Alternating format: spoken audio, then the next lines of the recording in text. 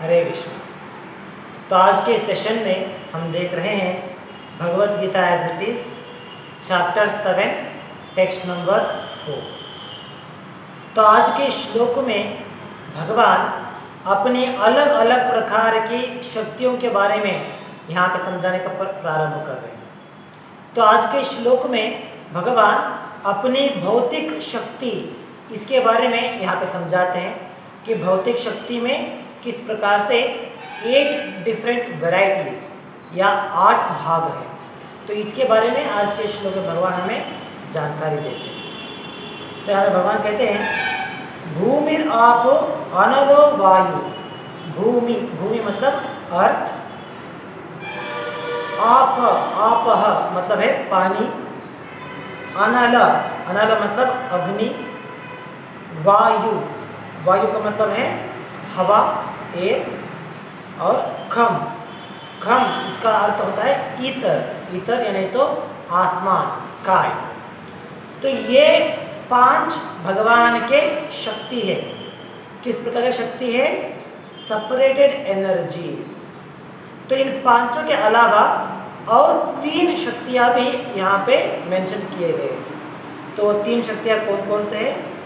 मनो मतलब माइंड, हमारा मन, बुद्धि बुद्धि मतलब हमारी बुद्धि शक्ति इंटेलिजेंस, और साथ में अहंकार अहंकार मतलब फॉल्स ईगो। तो ये 3 मिला के टोटल हो जाते हैं 8। तो 5 ग्रॉस एनर्जी और 3 subtle form of energy. Gross मतलब क्या है?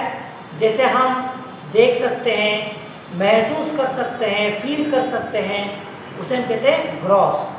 जैसे अर्थ, धरती को हम देख सकते हैं, छू सकते हैं, उसे महसूस कर सकते हैं। हवा हवा को हम लोग महसूस कर सकते हैं, फील कर सकते हैं। तो इस प्रकार ये प्रारंभ के जो 5 है उन्हें कहा जाता है ग्रॉस एलिमेंट्स। ग्रॉस मतलब जिसे हम हमारे बाह्य इंद्रियों के द्वारा उसे समझ सकते हैं। और बाद में जो 3 आते हैं उसे कहते हैं सटल। सटल मतलब सूक्ष्म, जिसे हम हमारी इंद्रियों के द्वारा समझ नहीं पाते, छू नहीं सकते या उसे एक्सपीरियंस नहीं कर सकते, लेकिन उसकी एग्जिस्टेंस को हम फील कर सकते हैं। जैसे हमारा मन माइंड को हम लोग चूज नहीं कर सकते, उसे हम पकड़ नहीं सकते, उसे हम टच नहीं कर सकते, लेकिन हमें मालूम है कि हाँ वो एग्जिस्ट करता है। तो इस प्रकार उसे कहते हैं सटल एलिमेंट्स। तो भगवान यहाँ पे कहते हैं कि ये जो 8 एनर्जी है, 8 अंग जो है, ये सभी भगवान के शक्ति है। भिन्ना प्रकृति अष्टधा। अष्टधा का मतलब है 8, और भिन्ना भिन्ना मतलब है सेपरेटेड। तो ये 8 अंग जो है इसे भगवान कहते हैं कि ये मेरे सेपरेटेड एनर्जी है, मेरे ही शक्ति है, लेकिन मेरे से अलग हो गए हैं। It has become separated. तो इस प्रकार शास्त्र में भगवान को कहा जाता है कि भगवान के पास अनगिनत शक्तियां हैं। कितने शक्तियां हैं कोई काउंट नहीं कर सकता है। तो he is full of energies. सभी प्रकार की शक्तियों के स्वामी भगवान को कहा जाता है। तो उन सभी शक्तियों में यहाँ पे भगवान थोड़ी शक्तियों के बारे में हमें समझाने का प्रयास कर रहे हैं। तो आज के श्लोक में भगवान अपनी इन 8 शक्तियों के बारे में हमें यहाँ पे समझा रहे हैं, और अगले श्लोक में भगवान इसके अलावा कुछ अन्य शक्तियों के बारे में हमें समझाएंगे। तो ये जो आज के श्लोक में भगवान 8 शक्तियों का उल्लेख करते हैं, इसे हम कहते हैं भिन्ना प्रकृति अष्टधा। प्रकृति मतलब है मटीरियल नेचर। तो यहाँ पे इन 8 शक्तियों को कहा जाता है प्रकृति, जिसके लिए दूसरा शब्द हम कह सकते हैं एक्सटर्नल एनर्जी। एक्सटर्नल क्यों कहते हैं? क्योंकि it has become separated from Lord. भगवान से वो अलग हो गए हैं, इसीलिए उसे कहा जाता है एक्सटर्नल। जो भगवान के साथ रहते हैं उसे कहते हैं इंटरनल एनर्जी। तो ये जो 8 शक्तियों के बारे में यहाँ पे उल्लेख किया जा रहा है, ये एक्सटर्नल एनर्जी है, बहिरंग शक्ति इसे कहा जाता है। तो इन पांचों शक्तियों में, इन 8 शक्तियों में प्रारंभ की जो 5 है उसे हम पंचभूता इस नाम से भी जाने जाते हैं। ये पंचभूता हम लोगों को ज्ञात है। पंचभूता किसे हम कहते हैं? Earth, water, air, sky and fire, तो इसे हम कहते हैं पंचभूता। तो यहाँ पे भगवान कृष्णा क्लेम करते हैं कि ये जो पंचभूत है वो एक्चुअली मेरी एनर्जी है, मेरी शक्ति है। तो हम देख सकते हैं भगवान ने भगवद गीता में ये वाक्य कहते हैं कि मैं इस पूरे संसार का स्वामी हूँ, आई am the owner of everything. तो यहाँ पे जो भी वस्तु है, जो भी चीज़ है, इसका सभी एक्चुअली मालिक कौन है? स्वयं भगवान कृष्ण है। तो भगवान इस प्रकार की क्लेम भगवद गीता के द्वारा करते हैं। तो हम समझ सकते हैं किस प्रकार से भगवान कहते हैं कि ये सभी मेरा है, आई am the owner of everything. भगवान क्यों कहते हैं? इसके लिए हम यहाँ पे उत्तर दे सकते हैं, क्योंकि इस पूरे संसार में जो भी वस्तु बनाया गया है उसका बेसिक इंग्रेडिएंट है यही 5 आइटम्स, जिसे हम कहते हैं पंचभूता। तो हमारी साइंस के अनुसार भी हम देख सकते हैं कि कोई भी वस्तु जिसका निर्माण हम लोग करना चाहते हैं, साइंस के अनुसार कहा जाता है कि वो एक्चुअली हम कुछ नया चीज़ प्रोड्यूस नहीं कर रहे, नया वस्तु का निर्माण नहीं कर रहे, बल्कि हम क्या कर रहे हैं? हम सिर्फ ट्रांसफॉर्म कर रहे हैं।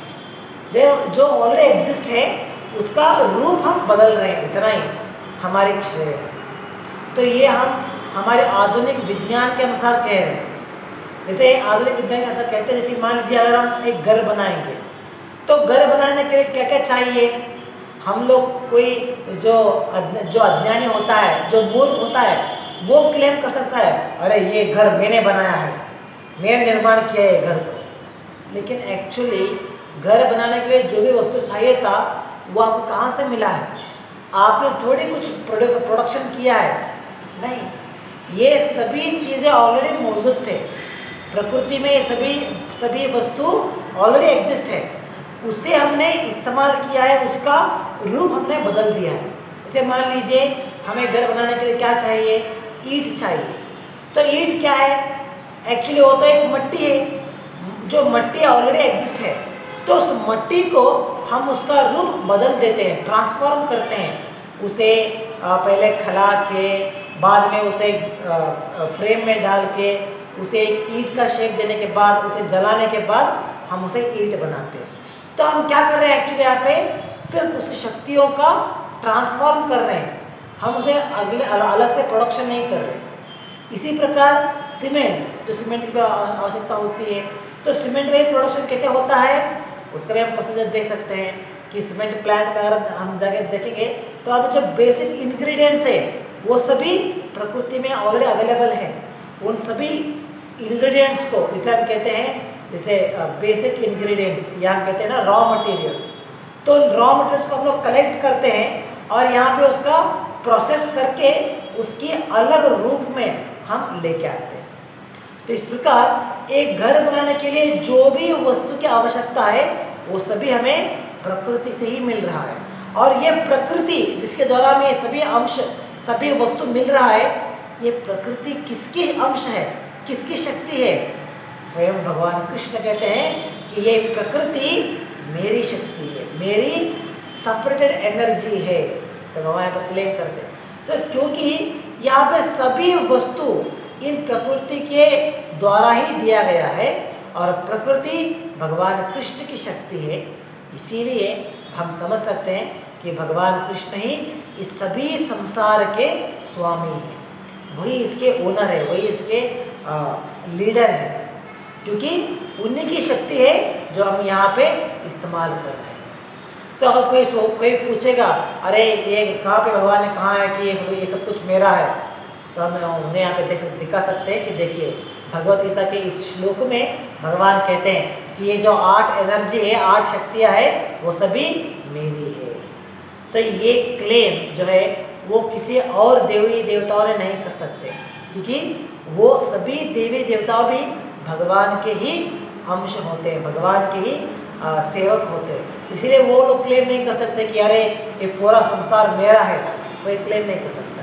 ये क्लेम सिर्फ और सिर्फ भगवान कृष्ण ही कर सकते हैं, क्योंकि ये सभी प्रकृति में देखे जाने वाले सभी वस्तु जो है वो भगवान की ही अंश, भगवान की शक्ति कहा जाता है। तो भावार्थ में प्रभुपाद इसे एक्सप्लेन करते हुए हमें समझाते हैं कि किस प्रकार से भगवान को समझने का, अगर भगवान को समझने का प्रयास करेंगे तो उसके द्वारा भगवान की इन शक्तियों को भी हमें समझना पड़ता है, क्योंकि भगवान और भगवान की शक्तियाँ इन सभी को समझने के द्वारा ही हम इस परम सत्य को सही प्रकार से समझने में समर्थ हो सकते हैं। तो क्योंकि भगवान इस अध्याय में उस परम सत्य के बारे में समझा रहे हैं, अपने बारे में समझा रहे हैं, तो भगवान अपनी शक्तियों के बारे में भी हमें यहाँ पे समझाते हैं। और यहाँ पे और एक इम्पॉर्टेंट वर्ड है और वो है प्रकृति। तो भगवान यहाँ पे इन सभी शक्तियों को प्रकृति कहते हैं। तो प्रकृति मतलब है ये एक फेमिनाइन फॉर्म है, जिसे हम कहते हैं ना स्त्री और पुरुष। तो स्त्री जिसे हम कहते हैं उसकी और एक नाम है प्रकृति।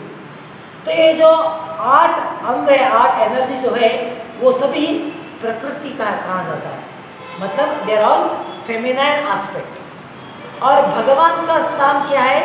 भगवान कहा जाता है पुरुषा। जैसे कभी कभी हम लोग कहते हैं ना, जो लोग मेल डोमिनेंस होते हैं, कहते हैं हाँ आई एम द पुरुषा, आई एम अ मेल। तो हम लोगों में ये अहंकार होता है कि आई एम अ मैन। लेकिन एक्चुअली हम देख सकते हैं हम सभी ये जो शरीर हमें प्राप्त हुआ है सभी यही 5 पंचभूतों से बनाया हुआ है। तो हो सकता है कि हम लोग अभी मनुष्य के शरीर में हैं, एक आदमी के पुरुष के शरीर में हैं, लेकिन हमारा स्वभाव पुरुष का नहीं है। एक्चुअली हम सभी पुरुष नहीं हैं, बल्कि ये सभी जो शरीर हमें प्राप्त हुआ है ये सभी प्रकृति है। They are all feminine in nature. तो यहाँ पे पुरुष कौन है? स्वयं भगवान कृष्ण ही उन्हें कहा है पुरुषा। तो इसके लिए प्रभुपाद यहाँ पे एक उपनिषद के द्वारा एक श्लोक का उल्लेख करते हैं, जिसका नाम है श्वत्वत तंत्र। तो यहाँ से एक श्लोक का उल्लेख करते हुए हमें यहाँ पे समझाया जा रहा है कि भगवान को क्यों कहा जाता है पुरुषा, मतलब मेल। क्यों भगवान कहते हैं कि वो पुरुष है और ये सभी प्रकृति, ये सभी जो हम देख सकते हैं यहाँ पे मटेरियल नेचर, ये सभी प्रकृति है, ये स्त्री है। तो इसके बारे में इस श्लोक में उल्लेख आता है।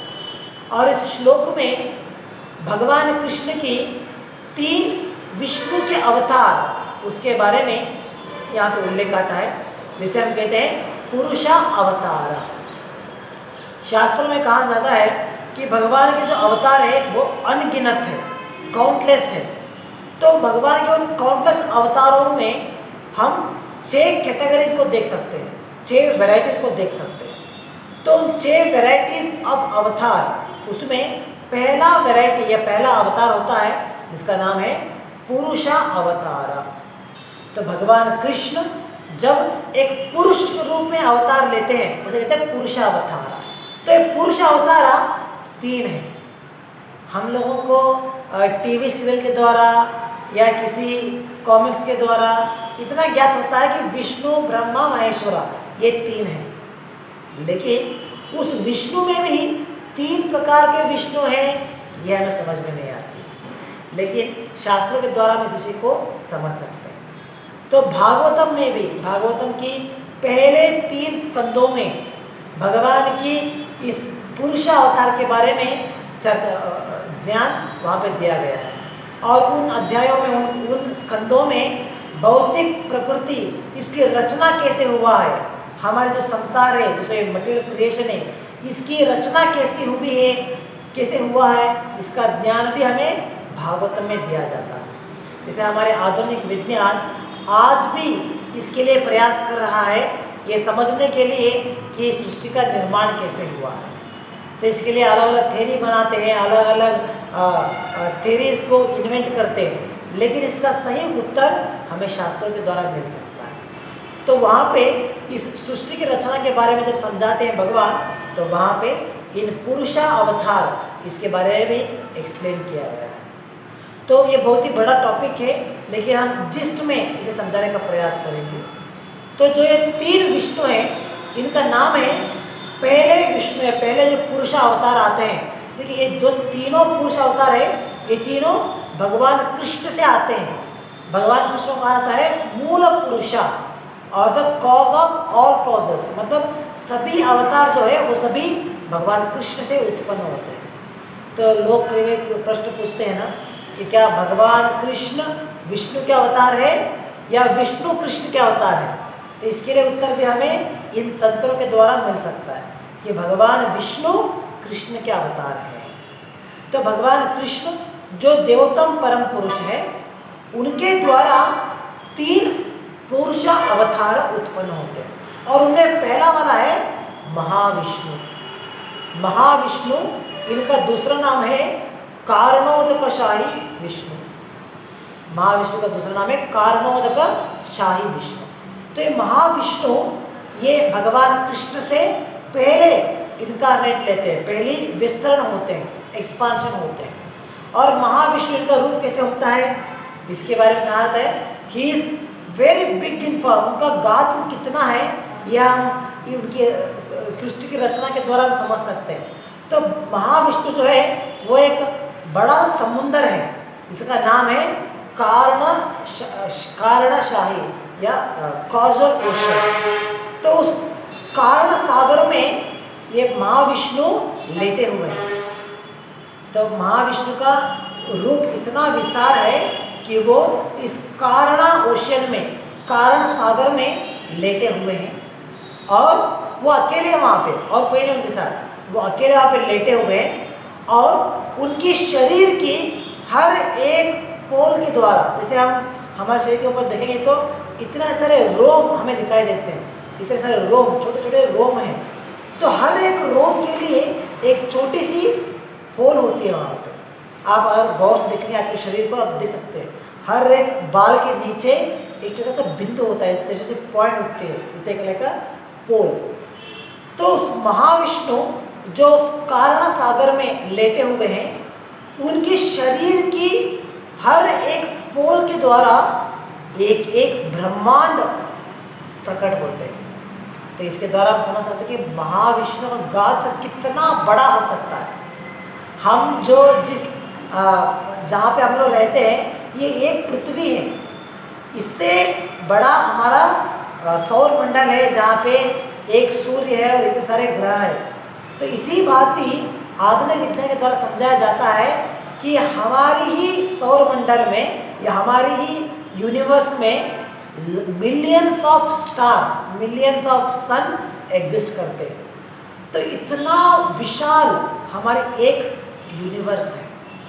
तो इस प्रकार से हम समझ सकते हैं कि भगवान महाविष्णु की शरीर की हर एक पोल के द्वारा एक एक ब्रह्मांड का निर्माण होता है। तो भगवान महाविष्णु जब श्वास को छोड़ते हैं, जैसे हम लोग श्वास लेते हैं और श्वास छोड़ते हैं ना, तो जैसे महाविष्णु श्वास छोड़ते हैं तो उनके हर एक पोल से एक एक ब्रह्मांड प्रकट होता है। तो ये भगवान कृष्ण की पहली पुरुषावतार है, इसका नाम है कारणोदकशाही विष्णु, या नहीं तो दूसरा नाम है महाविष्णु। तो जब इस प्रकार से महाविष्णु के शरीर के द्वारा हर एक पोल के द्वारा एक ब्रह्मांड निर्माण होता है, तो वही महाविष्णु हर एक ब्रह्मांड के अंदर दाखिल होते हैं। ब्रह्मांड कितने आते हैं वो काउंटलेस है, कि हमारे शरीर के ऊपर कितने पोल्स है वो काउंटलेस है। इसी प्रकार कितने ब्रह्मांड प्रकट होते हैं वो काउंटलेस है। तो इतने काउंटलेस ब्रह्मांडों में हर एक ब्रह्मांड के अंदर वही महाविष्णु और एक विष्णु के रूप में वहाँ पे एंटर होते हैं। तो उस विष्णु का रूप, उस विष्णु का नाम क्या है, वो है गर्भोदक शाही विष्णु। गर्भ उदक शाही विष्णु। तो एक क्यों का एक नाम कैसे आता है ये भी मैं समझाऊंगा। तो गर्भोदक शाही विष्णु ये पुरुषावतार के दूसरे फॉर्म है। तो ये सेकेंड वैरायटी ऑफ विष्णु है, गर्भोदक शाही विष्णु। तो जो गर्भोदक शाही विष्णु है उनका रूप किस प्रकार से होता है, जैसे हम कुछ पेंटिंग्स में देख सकते हैं कि अनंत शेषा, अनंत नागा, वो उनके ऊपर विष्णु लेटे हुए हैं। अनंत शेषा सांप है उनके उनके ऊपर, और उनकी गोद में विष्णु लेटे हुए हैं, और उनके पाँव के पास कौन बैठी है? लक्ष्मी देवी बैठी है। तो बैठ के उनकी पाँव का मसाज कर रही है। तो ये रूप है गर्भोदकशाही विष्णु का रूप है। तो महाविष्णु के पास कोई नहीं होता, वो अकेले हैं। वहाँ पे अनंत शेष भी नहीं होता, लक्ष्मी भी नहीं होती है। और गर्भोदकशाही विष्णु के पास अनंत शेष भी होती है और लक्ष्मी देवी भी होती है। तो उनकी नाभि, जैसे उनका पेट है, उनके पेट के पास जो नाभि होता है, वहाँ से एक कमल का फूल खिलता है। तो इसीलिए उनका नाम होता है गर्भ उदक का। गर्भ मतलब है पेट, उनके पेट से उदक उदय होता है। तो क्या उदय होता है? वहाँ से एक कमल का फूल उदय होता है। और उस जो कमल का फूल की जो नीचे की जो स्टेम होती है, उस स्टेम के अंदर पूरी जो हमारी 14 प्लैनेटरी सिस्टम हम कहते हैं, वो उस स्टेम के अंदर विराजमान है। तो ये सब कुछ समझने लगता है, अरे क्या कुछ कल्पना है, कुछ इमेजिनेशन है, ये लोग क्या कहते हैं। तो ऐसा लगता है कि कुछ साइंटिफिक मूवी के बारे में एक्सप्लेन कर रहे हैं, कुछ तो कल्पना के रूप में है। लेकिन शास्त्रों का वर्णन है ये सभी, किस प्रकार से हमारा इस संसार की रचना हुआ है। पहली बार आप सुने तो लगता है कि अरे जैसे कुछ कल्पना है, पॉसिबल नहीं है, लेकिन नहीं, शास्त्रों में इसका each and each every minute explanation इसका दिया गया है। तो उसका हम लोग जिसमें आपको समझा रहे होते हैं। तो इस प्रकार उस गर्भोदकशाही विष्णु के पेट से एक कमल का फूल उत्पन्न होता है, और उसकी स्टेम के अंदर पूरा सभी प्लैनेटरी सिस्टम, 14 प्लैनेटरी सिस्टम जो हम कहते हैं, वो उसके अंदर होती है। और उस कमल के फूल के ऊपर ब्रह्मदेव का जन्म होता है। तो इस प्रकार गर्भोदकशाही विष्णु ब्रह्मदेव के पिता माने जाते हैं। तो ये है दूसरे पुरुषावतार। तो उनका रूप क्या है, मैं समझाया। तो बाद में जब ब्रह्मा जी पूरी सृष्टि की रचना करते हैं, जैसे ये संसार बनाते हैं, हर एक जीव को बनाते हैं, तो वही गर्भोदकशाही विष्णु सभी जीवियों के अंदर, हर एक एटम के अंदर पुनः दाखिल होते हैं, एंटर करते हैं। तो जब वही गर्भोदकशाही विष्णु हर एक एटम के अंदर दाखिल होते हैं, तो उन्हें कहा जाता है क्षीरोदकशाही विष्णु। तो ये विष्णु का तीसरा फॉर्म है, तीसरी वैरायटी है, क्षीरोदकशाही विष्णु। तो इसी क्षीरोदकशाही विष्णु का दूसरा नाम हम कहते हैं परमात्मा। जैसे हर एक जीव के हृदय के अंदर जो विराजमान है, उनका दूसरा नाम है परमात्मा, और एक नाम है क्षीरोदकशाही विष्णु। तो यही क्षीरोदकशाही विष्णु, जैसे गर्भोदकशाही विष्णु के पेट से जो कमल फूल खिलता है, उसकी जो स्टेम में 14 प्लैनेट सिस्टम होती है, 14 प्लैनेट्स की सिस्टम होती है, उसके अंदर एक प्लैनेट में जिसका नाम है एक प्लैनेट जिसका नाम है क्षीर सागर, जहाँ पे हमें एक्सप्लेनेशन आता है शास्त्रों में, जहाँ पे एक समुंदर है। किस प्रकार का समुंदर है? एक दूध का समुंदर है, और उस दूध के समुंदर के बीचों बीच में एक द्वीप में भगवान विष्णु वहाँ पे विराजमान है। तो उनका नाम है क्षीरोदकशाही विष्णु।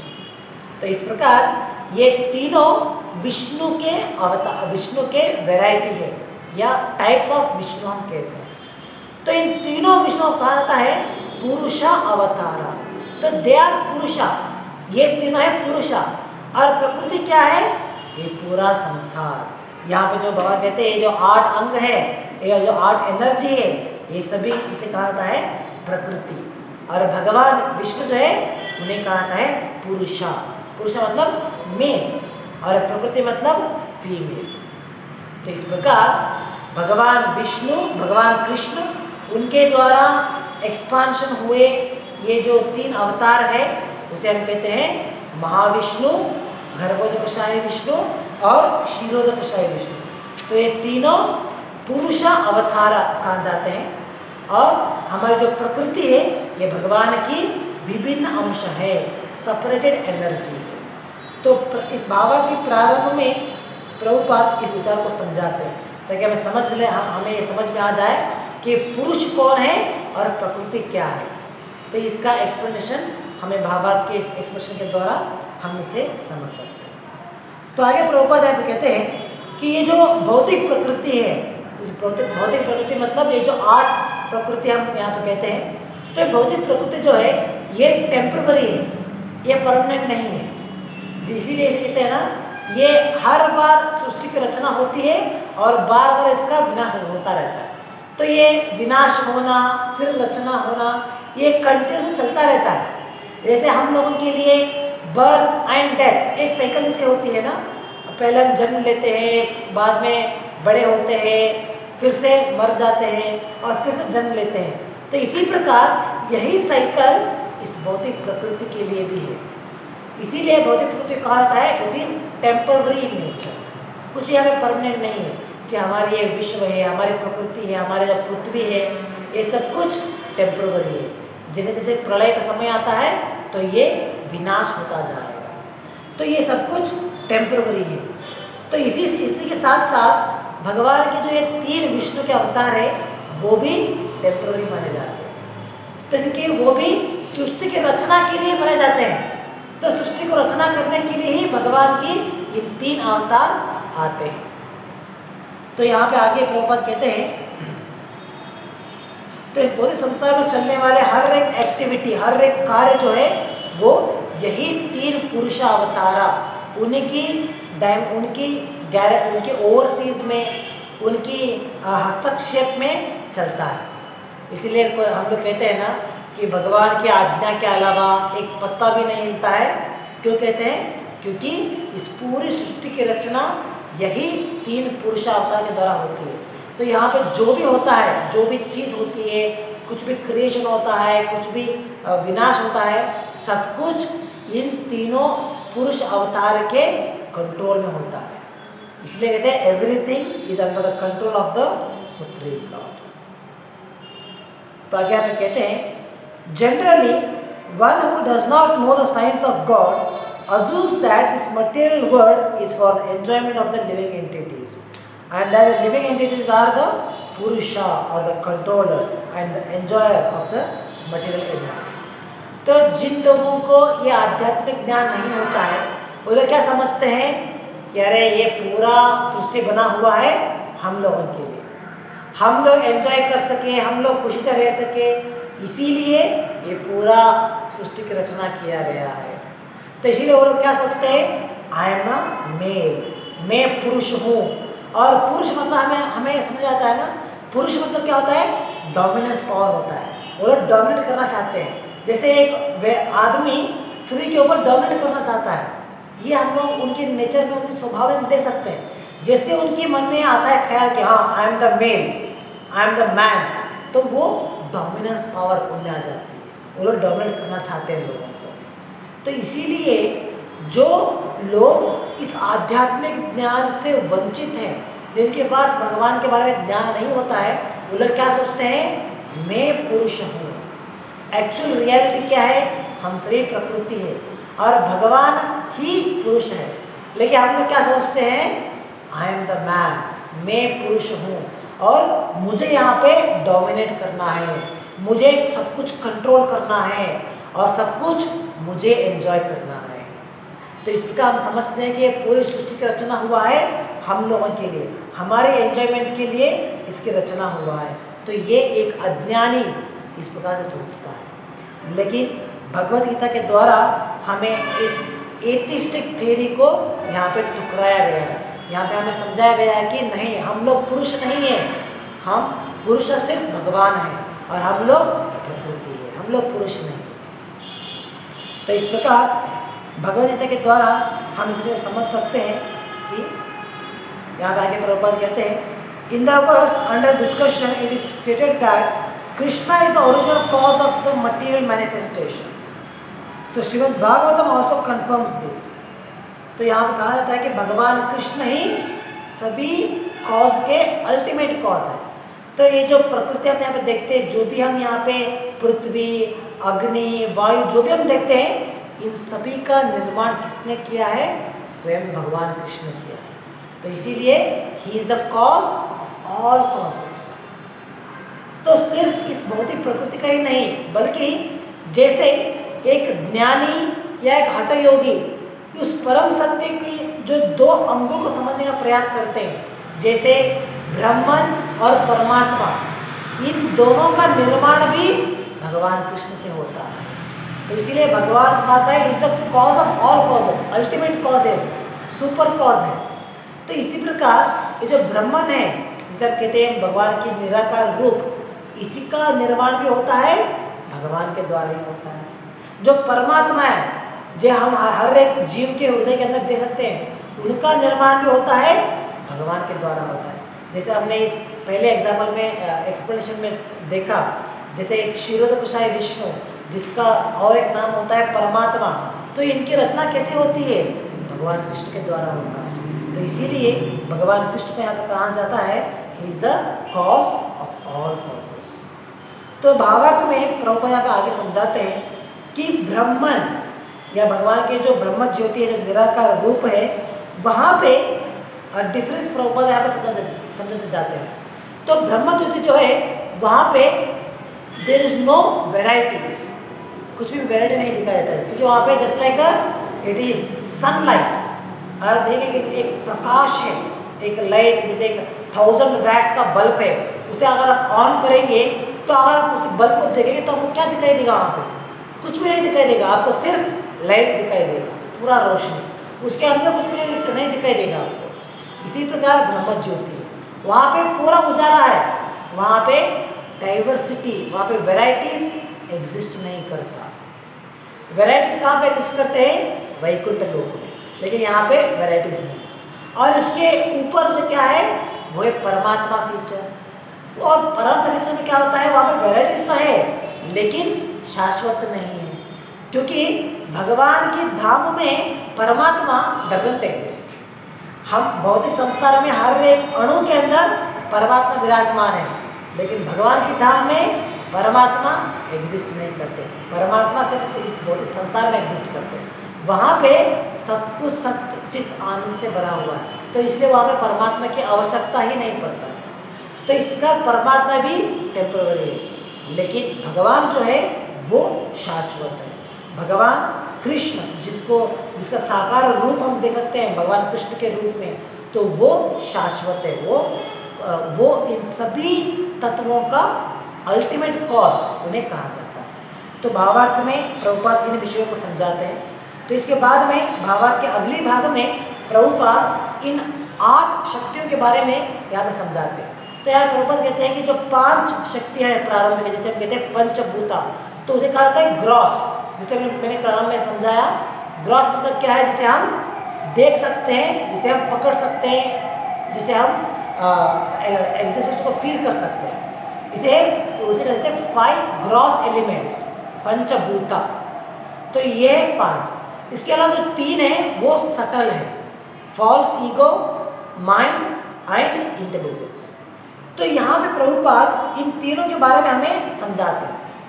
तो ये जो 3 है, माइंड मतलब क्या है? हमारा मन। तो हमारा मन जो है ये सूक्ष्म है। हमारे जो आधुनिक विज्ञान के अनुसार हमारे जो ब्रेन, हम लोग समझते हैं कि हमारे सर के जो ब्रेन है, तो ये माइंड नहीं है। समझिए, आधुनिक विज्ञान के द्वारा हमारे जो ब्रेन के बारे में समझाया जाता है, ये ब्रेन जो है ये हमारा माइंड नहीं है। हमारा ब्रेन जो है वो ग्रॉस है, जिसे हम देख सकते हैं, जिसे हम सर फोड़ेंगे तो वहाँ पे हम उसे पकड़ भी सकते हैं, तो ये ग्रॉस है। लेकिन हमारा माइंड जो है वो सटल एलिमेंट है, सूक्ष्म है। इसीलिए हम समझ सकते हैं कि हमारा ब्रेन और हमारा माइंड दोनों भी एक नहीं है। हमारे आधुनिक विज्ञान के द्वारा हमें समझाया जाता है कि ब्रेन के अंदर कुछ सेल्स है, कुछ भाग है, कुछ पोर्शन है जो हमारे मन का काम करता है। जैसे हम मन में कभी सोचते हैं, कुछ विचार करते हैं, तो ये सभी एक्टिविटी हमारे ब्रेन में कहाँ हो रहा है वो आइडेंटिफाई करते हैं। हाँ, ये पार्ट है, इस पार्ट को हम कहते हैं माइंड। लेकिन ये गलत है। हमारा माइंड जो है ये सूक्ष्म है, इसे हमारे ब्रेन के अंदर हम देख नहीं सकते। तो ये हमारा माइंड है। तो दूसरा है इंटेलिजेंस, जैसे हमारी बुद्धि। तो आधुनिक विज्ञान वो क्या करते हैं, पुनः यहाँ पे हमारी बुद्धि, हमारी मन, इन सभी को हमारी ब्रेन के अंदर ही वो लोग ढूंढते हैं। बुद्धि कहाँ पे है, माइंड कहाँ पे, यहीं पे वो लोग ढूंढते हैं। लेकिन हमें यहाँ पे समझाया जाता है कि हमारी बुद्धि भी सूक्ष्म है, ये भी ग्रॉस में बुद्ध ब्रेन के अंदर हम लोग नहीं पा सकते इसे। इट इज सूक्ष्म। सूक्ष्म का हमें समझ लेना चाहिए कि उसे हम देख नहीं सकते, पकड़ नहीं सकते, लेकिन वो एग्जिस्ट करता है, तो उसे कहते हैं सूक्ष्म। तो दूसरा एनर्जी है माइंड। माइंड और पहले और बाद में बुद्धि और इंटेलिजेंस। और तीसरा है अहंकार, इसका नाम जिसे अनुवाद करते हैं फॉल्स ईगो। तो यहाँ पे अहंकार क्या है, वो अहंकार जैसे हम लोग सोचते हैं ना, आई एम दिस बॉडी, मैं ये शरीर हूँ, ये हम जो आइडेंटिफाई करते हैं, इसी फॉल्स आइडेंटिफिकेशन को यहाँ पे कहा जाता है फॉल्स ईगो या अहंकार। जो भी हमारे आइडेंटिफिकेशन है कि ये मेरा शरीर है, ये लोग मेरे हैं, ये संपत्ति मेरा है, ये कार मेरी है, ये जो भी आइडेंटिफिकेशन हम लोग करते हैं, ये सभी कहा जाता है फॉल्स आइडेंटिफिकेशन। इसे इसका और एक नाम है फॉल्स ईगो। तो इस प्रकार ये तीन शक्तियां जो है भगवान के, ये सभी ग्रॉस है, सॉरी ये सभी सटल है, सूक्ष्म है। और पहले बताया गया जो पांच है पंचभूता, वो सभी ग्रॉस है। तो इस प्रकार ये जो पंचभूत है, ग्रॉस एलिमेंट है, हर एक शक्ति के लिए एक उसके लिए एक सेंस ऑब्जेक्ट होता है। जैसे यहाँ पे प्रभुपाद समझाते हैं, आप देख सकते हैं यहाँ पे, they are the manifestations of physical sound. पहला है sound, touch, form, taste and smell. तो जो पांच पंचभूत है, इन पंचभूत के द्वारा ये पांच ऑब्जेक्ट हम देख सकते हैं। जैसे अर्थ का ऑब्जेक्ट है वो है स्मेल, अर्थ के द्वारा स्मेल उत्पन्न होता है। तो ये सभी हमें डिटेल में एक्सप्लेनेशन में हमें मिलेगा भागवतम में, जहाँ पर सृष्टि की रचना के बारे में समझाया जाता है कि किस प्रकार से अर्थ जो है वो ग्रॉस है और इसका सटल फॉर्म क्या है, वो है स्मेल। जैसे आपको एक्सपीरियंस रहेगा, जैसे बारिश के सीजन में जब बारिश होती है तो बारिश की बूंद गिरने के बाद धरती से एक स्मेल आता है, जिसे हम लोग बहुत ही एरोमेटिक होता है। तो ये वही धरती है एक्चुअली वो, लेकिन उसका सूक्ष्म अंग है, सूक्ष्म फॉर्म है। तो धरती को हम लोग देख सकते हैं, उसे टच कर सकते हैं, लेकिन उस सुगंध जो धरती से आता है, क्या हम उसे टच कर सकते हैं? नहीं, क्योंकि वो सूक्ष्म है। तो इस एग्जाम्पल में हम समझ सकते हैं कि धरती ग्रॉस है और उसी का सटल फॉर्म है स्मेल। तो इसी प्रकार सभी पंचभूत के लिए पांच ऑब्जेक्ट है या पांच सटल फॉर्म भी है। तो हमारी जो आधुनिक विज्ञान है, ये इन 10 अंश के बारे में स्टडी करता है, पंचभूत के बारे में स्टडी करता है और उसके जो सूक्ष्म अंश है उसके बारे में स्टडी करता है। लेकिन ये जो तीन सूक्ष्म एनर्जी है उसके बारे में हमारा आधुनिक विज्ञान स्टडी नहीं करता। जैसे हमारी मन, माइंड, अहंकार और बुद्धि, इन तीनों के बारे में हमारा विज्ञान स्टडी नहीं करता, लेकिन शास्त्रों में इसके बारे में डिटेल से हमें यहाँ पे समझाया जाता है। तो आगे भावार्थ के आखिरी भाग में प्रभुपाद हमें समझाते हैं कि ये जो 8 अंग है, यहाँ पे एक एनर्जी है, तो जैसे हमने देखा उस एनर्जी के लिए सटल फॉर्म भी है। तो इसी प्रकार कैलकुलेट अगर हम करते जाएंगे तो टोटली 24 एलिमेंट्स हमें मिलते हैं, 24 एलिमेंट्स। उसके बारे में हम जो डिटेल्स में आज की क्लास में नहीं जाएंगे क्योंकि ऑलरेडी टाइम जा रहा है, तो समय का अभाव है, तो इसलिए हम उसमें डिटेल में नहीं जाएंगे। तो जैसे हमने यहाँ पे देखा ये पंचभूता 5 है और उसका सटल फॉर्म 5 है, तो ऑलरेडी हो गए 10 और 3 सटल फॉर्म है माइंड, इंटेलिजेंस और ईगो, तो ये हो गए 13। तो इसी प्रकार और कुछ अंश आते हैं और कुछ एलिमेंट्स आते हैं, जैसे हमारे इंद्रियां और वाक्य कर्मेंद्रियां, तो सभी को मिला के टोटली 24 एलिमेंट्स होते हैं। मतलब मान लीजिए 24 वस्तु है समझाने के लिए, तो उसे कहते हैं 24 एलिमेंट्स। तो इन 24 एलिमेंट्स को मिला के, कुल मिला के, टोटल मिला के उसका नाम दिया जाता है महत्तत्व। तो हमें समझ रहा है कि महत्तत्व मतलब ये 24 एलिमेंट्स। तो क्रिएशन के टाइम में से एक्सप्लेन करते हैं कि क्रिएशन होने से पहले उसका जो क्रूड फॉर्म है, या कहते हैं रॉ मटेरियल जो है, वो यही महत्तत्व है जिसके द्वारा ये पूरी सृष्टि की रचना होती है। तो इसके लिए एक सिंपल सा एग्जांपल दूंगा तो आपको समझ में आ जाएगा। अगर आपने हमारे मॉडर्न साइंस के थ्योरी को पढ़ा है, जैसे क्रिएशन का थ्योरी है, बिग बैंग थ्योरी जिसे कहा जाता है, तो उस बिग बैंग थ्योरी में वो कहते हैं कि सृष्टि की रचना होने से पहले सब कुछ एक लंप था, एक क्रूड फॉर्म में था, और कुछ कुछ केमिकल रिएक्शन होने के कारण क्या होता है, एक बड़ा सा ब्लास्ट होता है, और उस ब्लास्ट के कारण जो क्रूड फॉर्म में होता है वो सब कुछ बिखर जाता है आसमान में। तो बिखरने के कारण ग्रेजुअली सृष्टि की रचना होती है। तो ये हमारी साइंस के अनुसार एक फिलॉसफी, एक तत्व है, इसे हम कहते हैं बिग बैंग थ्योरी।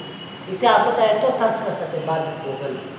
तो इसे कहते हैं बिग बैंग थ्योरी। इसी प्रकार एक्चुअली जो थ्योरी का जो बेसिक अंडरस्टैंडिंग है वह एक्चुअली शास्त्रों से चुराया गया है, शास्त्रों से लिया गया है एक्चुअली। तो शास्त्र में हम समझा था इसी प्रकार सृष्टि की रचना होने के पूर्व में, उससे पहले एक रॉ मटेरियल था जिसका नाम है महत्तत्व।